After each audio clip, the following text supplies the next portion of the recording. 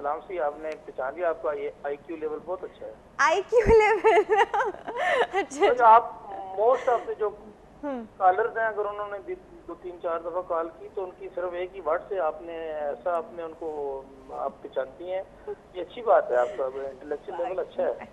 Thank you so much. वो सिर्फ एक अब आदत हो जाती है ना एक आवाज़ सुनने की, आपको पता चल जाता है किसके हाँ, बिल्कुल बिल्कुल। ठीक है जी, क्या ये कहना चाह आपने रहे हैं? बहुत अच्छा किया कि कोई भी ऐसा इम्पोर्टेंट जो टॉपिक है उसका टाइम पीरियड आपने बढ़ा दिया, ये बहुत अच्छा किया आपने। मोस्टली फिर वो वक्त नहीं होता, काफ़ी इंफॉर्मेशन व्यूअर्स को ज़रूरत होती है, तो ये एक बहुत अच्छी आपने इसमें आपने इसमें अमेंडमेंट की है, ये चेंज की है डॉक्टर साहब। थोड़ी सी देर की है, जल्दी से सवाल पूछ लें आप। हाँ, सवाल मैंने ये पूछना है कि विटामिन सी नेचुरल फॉर्म में तो मसलन माल्टा है, किन्नू है, उसका मौसम तो अब नहीं रहा, लेकिन ये वाटर सॉल्युबल विटामिन हैं, तो वो विटामिन सी एस्टेरॉइड फॉर्म में नहीं है। आम जो विटामिन सी की जो टैबलेट मिलती हैं अचीवेबल, क्या उनकी एब्जॉर्प्शन मुकम्मल होती है ब्लड में, या वो उनकी एब्जॉर्प्शन मिनिमम होती है? मेरा मकसद ये है कि फॉरेन में वो एस्टर विटामिन सी मिलता है जो कि कंपैरेटिवली उसकी एब्जॉर्प्शन पूरी होती है। फॉर एग्जांपल अगर आप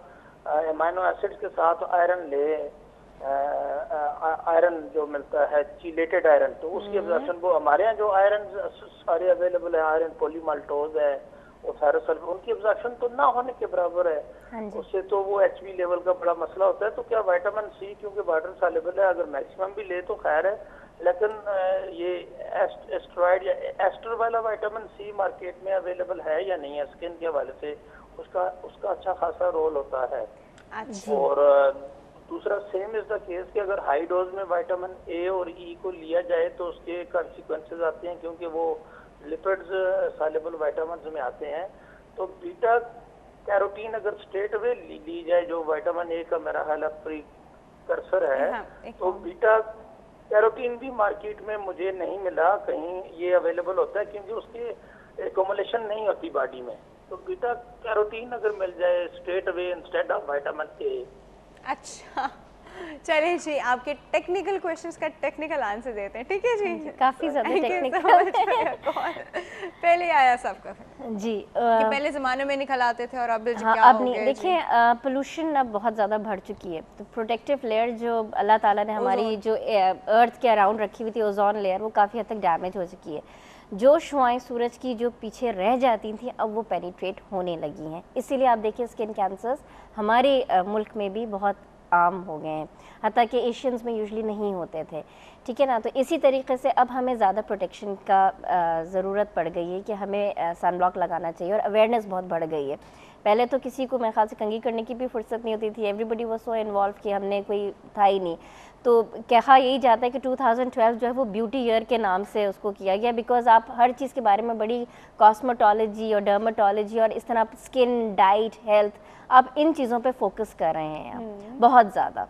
मीडिया भी फोकस कर रहा है और लोग भी खुद बहुत ज़्यादा अवेयर हो गए। बात वही फिर आ गई कि सनब्लॉक लगाना ज़रूरी होता है। सनब्लॉक कितनी SPF का होता है कि मिनिमम डोज कितनी उसकी होनी चाहिए, वो मैटर करती है आपकी स्किन टाइप से। अगर आपकी टाइप 4 स्किन है या आपकी टाइप 3 स्किन आती है, तो आपको उसी हिसाब से SPF फैक्टर डिसाइड करना चाहिए। ये आप नहीं डिसाइड करेंगे, आपका डर्माटोलॉजिस्ट डिसाइड करेगा, ठीक है। दूसरा सवाल उनका ये था what type of skin we have? जी देखिए कलर, स्किन कलर है आपका, अगर तो आप वाइट स्किन हैं तो आपका टाइप 1 टाइप 2 आता है। टाइप 3 अगर स्लाइटली आपका वाइट है तो टाइप 1, पिंकिश और थोड़ा सा एरिथेमा यानी धूप में गए तो वो फिर हमारी पूरी क्लासिफिकेशन आती है। अगर आप धूप में गए, सनबर्न हो जाते हैं तो टाइप 2 टाइप 3 के अंदर आ जाते हैं। अच्छा, हम टैन नहीं होते यूजुअली, अंग्रेज़ जो है वो टैन हो जाते हैं, तो हमारी टाइप 3 एंड टाइप 4 स्किन में आती है।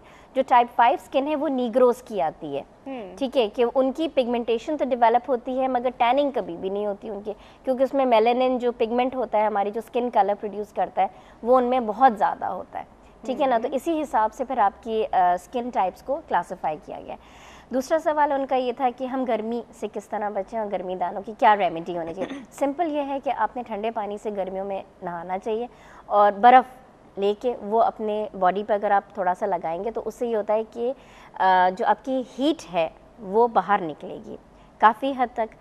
जब शावर लेकर निकलें तो अपनी बॉडी को कम्प्लीटली ड्राई करें, बिकॉज अगर उस पर वाटर जो है वो एक्यूमुलेट हो गया, वाटर रह गया है, तो आपकी स्किन जो है उसमें फिर इन्फेक्शन होने के चांसेस बहुत ज़्यादा है। जैसे लोग जो है वो but we leave it on for cooling effects. Sorry, पानी आप कह रही हैं वाटर पूरा ड्राई करें, at times we leave it on. हाँ नहीं, don't leave it, this is what I am saying कि फिर उससे पे फॉलिकुलाइटिस डेवलप हो जाता है, क्योंकि पानी वहीं पे रह जाता है और आपने देखो कि कमर पे ज़्यादातर वहीं होता है। तो अपनी बॉडी को कम्प्लीटली ड्राई करें। ड्राई नहीं करेंगे तो अगर डैम्प होगी आपकी बॉडी तो उससे फिर फंगल इन्फेक्शन और दूसरे इन्फेक्शंस भी होना लगेंगे। तो ठंडा पानी रखना है। कैलामाइन लोशन बहुत अच्छा है, वो आपने करना है। फिर कुछ फार्मूलाज आते हैं जिसके अंदर मेंथॉल है, कैम्फर है और ये रोज़ वाटर के फार्मूलाज बनवाते हैं हम लोग, तो उससे फिर एक सूदिंग इफेक्ट आपका आ जाता है। बहुत कॉमन है आजकल, हर एज में होता है। और कोशिश करके पतले कपड़े पहने, जॉर्जेट्स वगैरह अगर फीमेल्स हैं तो जॉर्जेट्स ना पहने, कॉटन क्लोथ्स इतने सख्त वाले कलफ वाले कपड़े ना पहने, सिंपल लॉन पहने, क्योंकि गर्मी बहुत है हमारे मुल्क में और डिफरेंट, कराची में भी है, लाहौर में भी है, और ऐसा टेम्परेचर है कि आपका पसीना निकलता है। तो पसीना अगर निकलना ही है तो आपने उसको कूल रखना है।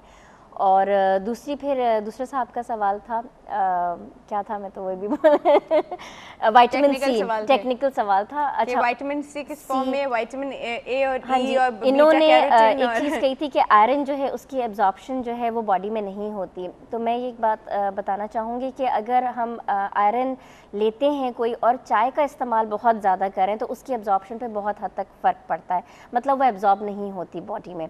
अगर उसके अलावा अगर आप आयरन ले रहे हैं और एक गिलास दूध का, कैल्शियम का या विटामिन सी आप ले लेते हैं उसके ऊपर से, तो उसकी एब्जॉर्प्शन डबल हो जाती है।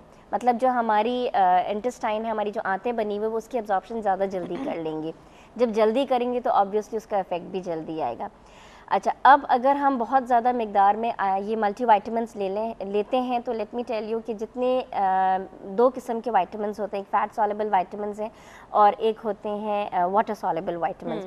जो वाटर सॉल्युबल विटामिन जब बॉडी को उनकी ज़रूरत नहीं होती है तो वो एक्सक्रीट हो जाते हैं, निकल जाते हैं यूरिन के ज़रिए, पेशाब के ज़रिए। That is all the B complex and C. बिल्कुल, वो निकल जाता है, वो आपकी बॉडी में स्टे ही नहीं करता। इसीलिए हम विटामिन सी की जो गोलियां होती हैं वो ओडी डोज होती है, यानी दिन में एक दफ़ा लेनी होती है, क्योंकि उसका ड्रग लेवल उतनी हद तक बढ़ता है और फिर वो ड्रॉप हो जाता है। ठीक है, कुछ विटामिन सीज आजकल मार्केट में आए हुए हैं जो हमारी बॉडी के अंदर जो प्रोटीन्स हैं, अमाइनो एसिड्स हैं, क्योंकि अल्लाह ताला की तरफ से हर चीज़ का हमारे कैरियर प्रोटीन होता है बॉडी के अंदर, तो वो उसको अपने साथ कहते हैं ना चिपका के रखता है और वो आहिस्ता आहिस्ता रिलीज़ करता है। तो इस तरीके से स्लो रिलीजिंग भी मतलब आ जाते हैं। ठीक है ना। और बाकी विटामिन ए का उन्होंने बताया था, तो बीटा कैरोटीन हो गया, विटामिन ए हो गया, विटामिन ए डेरिवेटिव्स हो गया, मल्टीविटामिन्स के अंदर मौजूद होता है। और ख़ास मेरे ख़्याल से कोई भी ऐसी कंपनी नहीं होगी जो मतलब ऐसा विटामिन कॉम्प्लेक्स बनाएगी। कुछ ऐसा होता है सिर्फ बी कॉम्प्लेक्स के हैं, कुछ ऐसे हैं जिसमें मल्टी विटामिन है विद मिनरल कंटेंट्स होते हैं, तो मतलब इस तरह की चीज़ें। बट आई वुड रिकमेंड कि अपनी ग़िज़ा अगर आप जितनी बेहतर करेंगे तो उससे बेहतर कोई क्योर नहीं है। Nothing like that. अच्छा डॉक्टर मारिया, फाइनली यहाँ पे क्या आप लोग ने मुझे जाने अब हमें एक्चुअली डॉक्टर मारिया को बाकी में बाय बाय करना पड़ जाएगा। Thank you. चलें, thank you so much for coming. यहाँ वक्त हो गया छोटे से ब्रेक का। ब्रेक के बाद अब हम बात करेंगे थैलेसीमिया पे। Don't go anywhere, will be right back.